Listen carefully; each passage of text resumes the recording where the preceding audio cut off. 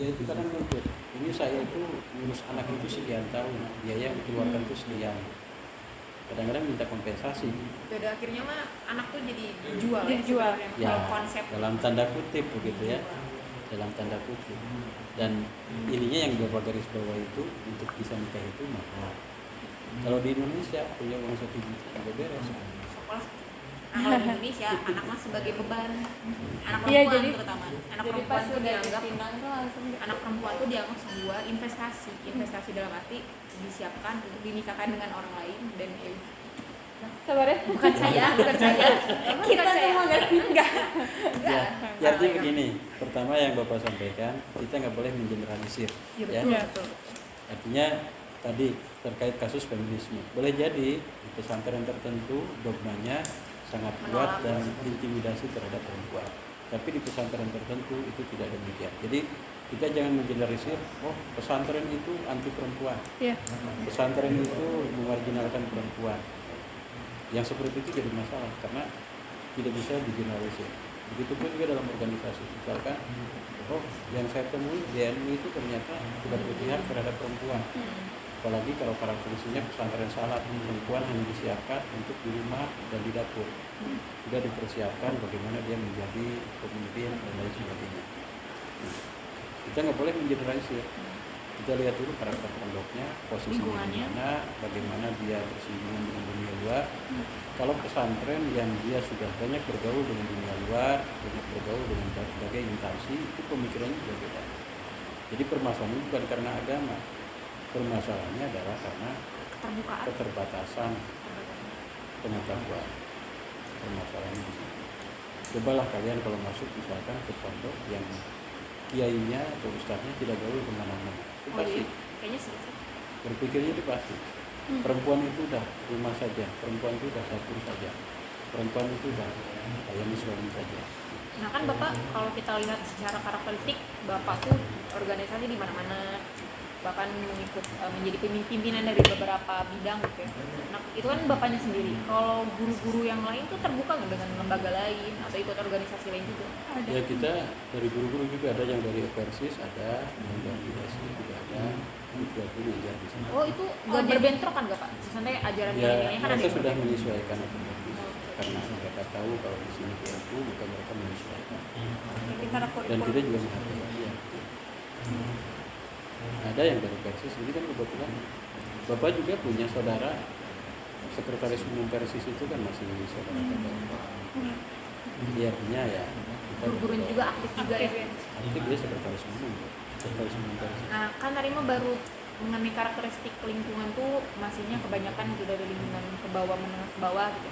Tapi kalau hubungannya antara dengan sekolah dengan masyarakat gimana nih Pak? Hubungan lingkungan. Kalau kita membaur dengan masyarakat karena berbasis masyarakat kan, seperti yang sampaikan tadi ada anak yang bolak balik, ada karakter pondok yang memang tertutup, dia hanya menerima dari orang jauh. Seperti kalau di sini ada Al-Basariyah misalkan, yang afiliasi dengan kantor.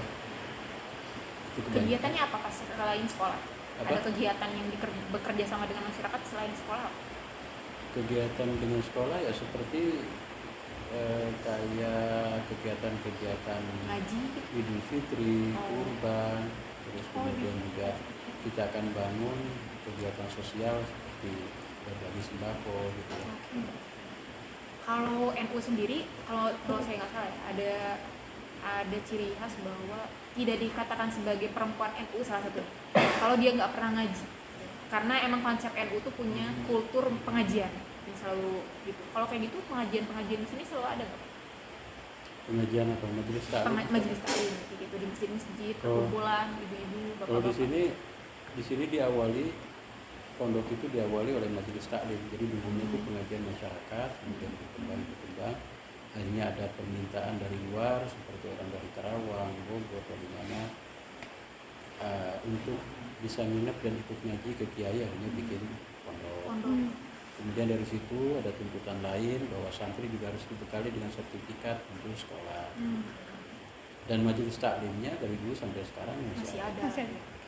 Untuk ibu-ibu hari Kamis, untuk bapak-bapak hari Jumat. Karena keterbatasan fasilitas di kita, kalau digabungkan dua-duanya nggak cukup tempatnya, ini dipisah. Ada juga yang gabungan seperti hari Jumat pagi, ada untuk sekarang. Paling terakhir sih dari saya, ini juga titipan dari ketua peneliti sih. Katanya dari berbagai upaya yang dilaksanakan, salah satunya untuk menyadarkan masyarakat dan siswa terkait Ada pengaruh utama gender. pengaruh utama gender. Kita ambil pengaruh utama gender lah ya, kayak isu-isu perempuan, bahwa perempuan dan laki-laki adalah setara dan sebagainya. Kan itu mah selama ini melekat di masyarakat bahwa perempuan dan laki-laki pun berbeda, dalam arti tidak setara tuh ya tadi. Kalau ibadah mah pasti berbeda ya caranya, kayak tadi sholat, tapi kan masih banyak masyarakat luar menganggap bahwa perempuan tidak setara karena banyak kelemahan, kekurangan, dan tidak pantas mungkin dalam menempatkan posisi tertentu. Itu mungkin masih banyak masyarakat melekat di sana. Nah, kalau ada nggak sih Bapak hambatan saat mengajarkan nilai-nilai kesetaraan kepada siswa atau masyarakat? Ada nggak sih Pak penolakan atau seperti apa terkait apa yang diajarkan? Ya, kalau ini karena tingkat latar belakang pendidikan yang rendah di masyarakat, sehingga dogma di rumah itu mungkin ya oleh orang-orang tuanya terhadap anak-anak perempuan misalkan itu memang masih kuat, sehingga ketika dorong mereka untuk mau kuliah, dorong mereka untuk bisa ke jenjang yang lebih tinggi, itu masih ada penolakan secara ini. Dan mereka anak-anak itu menganggap saya ini kan perempuan, ujung-ujung juga ke dapur gitu. Masih ada sih yang seperti itu, tapi kita coba hilangkan hal-hal semacam itu, bahwa untuk fasilitas sosial semua memiliki kesamaan, tapi untuk masalah fasilitas seperti sholat dan sebagainya itu ada aturan pakem agama begitu. Dan kalau dalam pandangan Bapak sih, perempuan memang secara fitrah berbeda dengan laki-laki. Ada hal-hal yang memang tidak pantas dilakukan perempuan, ada hal-hal sekalipun itu muncul dari nantinya kemudian dari pengakuan masyarakat juga gitu. Boleh tahu nggak Pak? Nah, sebenarnya Ajeng tuh pengen tahunya tuh itu yang dibatasi oleh perempuan selain ibadah tuh apalagi gitu Pak? Ya, setahu Bapak tuh masalah sholat aja. Kemudian nanti dalam Peran di keluarga? Ya lebih ke peran di peran keluarga ya, karena ar-rijalu qawwamuna 'alan nisa gitu ya, bahwa laki-laki itu memang memiliki tanggung jawab lebih untuk bisa menghidupi perempuan. Makanya sebetulnya untuk bagi perempuan itu nggak perlu repot-repot, asal mendapatkan suami yang ideal gitu. Betul. Udah nggak usah repot. Susah tapi Pak. Ngapain sih ngotot pengen kerja, ngapain? Ujung-ujungnya kan ingin dapat fasilitas kan. Kalau sudah difasilitasi ngapain kita harus repot-repot begitu. Jadi sebetulnya isu gender, isu ini kan munculnya di barat karena memang mereka ada masalah. Kalau di kita secara pribadi nggak ada masalah, kecuali dalam pemahaman tertentu. Kalau Bapak melihat ya seperti kalian kan bisa sekolah, kalian bisa masuk ke dokter. Sebenarnya kita juga banyak menemukan perempuan-perempuan yang profesor, di UPI juga banyak. Walaupun persentasenya masih kecil, tapi Ya, ada. ya betul.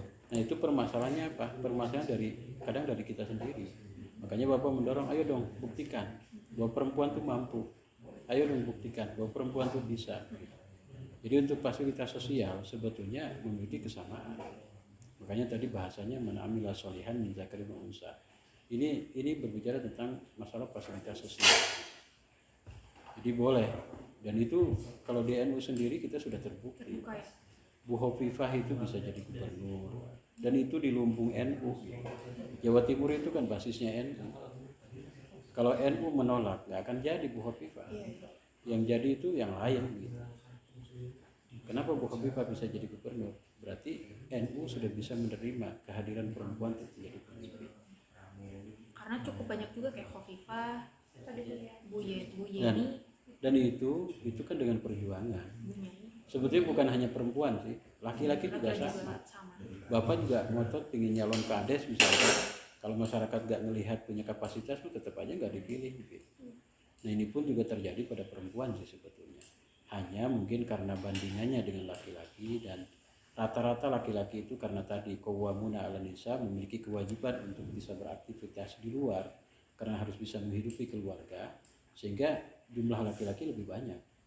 Tapi laki-laki yang menjadi kepala rumah, ibu rumah tangga kan masih sedikit. Hanya Pak Pandu mungkin. Pandu ya. Sehingga itu tidak pernah diperdebatkan, laki-laki ngurus anak, laki-laki ini nggak pernah diperdebatkan gitu. Nah sekarang yang diperdebatkan. Kayaknya cuma kita yang memperdebatkan nih.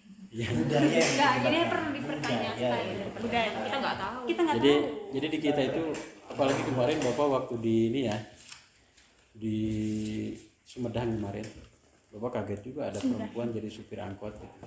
Mobil cuy. Tadi kan mobilnya yang tadi. Tapi kan itu bukan angkot atau Bapak nggak tahu kan? sana Juragan. jurusan mana Agamanya di bawah sekarang malah di pintu. itu kalau di Arab sana ya sangat ini dengan perempuan. Kalau ada perempuan di belakang itu bikin macet. Jadi kalau naik mobil perempuan duduk di belakang itu bikin macet. Laki-laki semua ngantri di belakang nggak mau nyalip, ngikut aja di belakang. Jangankan sampai nyetir, ini malah nyetir sendiri. Jadi di kita itu makanya Bapak bilang di kita itu sebetulnya tidak terlalu parah seperti Saudi. Itu Saudi terjadi karena tingkat pemahaman keagamaan.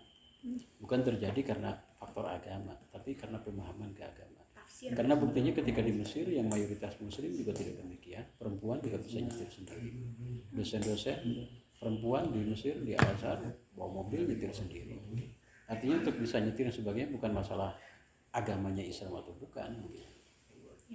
Justru yang banyak terjadi feminisme itu di agama lain kalau Bapak lihat.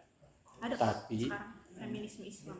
ya, makanya nanti dibandingkan ini feminisme, ini masalahnya apa sih yang muncul aliran feminisme di Barat? Jangan kemudian kita generalisir. Seperti halnya tadi ya, Bapak berulang-ulang mencontohkan ada orang yang kemudian dengan bangganya dia bisa menghapuskan apa namanya hegemoni gereja gitu ya, dengan kemudian menyebutkan Tuhan telah mati karena dia bisa bebas berkreativitas. Karena di situ ada tekanan dari agama. Ini Pak, bisa menjelaskan mungkin dia dari Kristen. Iya, ini dari Apa namanya? Kalau sekarang kan udah enggak ya. Dulu kan di Nietzsche itu di mana? Belanda ya.